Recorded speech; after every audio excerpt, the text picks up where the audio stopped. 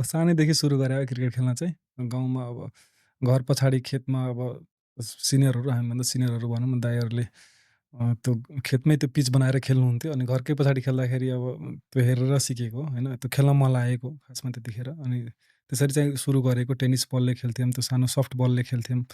अनि पछि enter school खेल्यौँ, स्कुलबाट त्यति बेला राम्रो इन्टर स्कुल हुन्थ्यो, आजकल खै किन हुँदैन राम्रो enter school.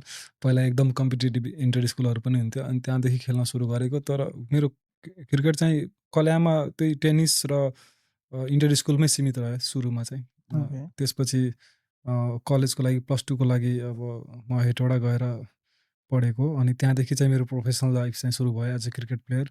First under 16, first under 19 मैले त्यहीँबाट सेलेक्सन खेलेको।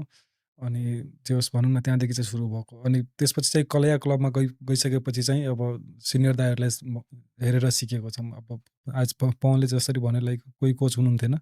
तर पनि हामी त्यहाँ धेरै प्लेयरहरू हुन्थ्यो अनि सिनियरहरूलाई हेरेर अनि भनौँ न टिभीमा हेरेर त्यो सिकेको, त्यो कमेन्ट्री सुनेर सिकेको। प्लस अब ग्राउन्डमा गइसकेपछि सिनियरहरूले गाइड गरिदिनुहुन्थ्यो।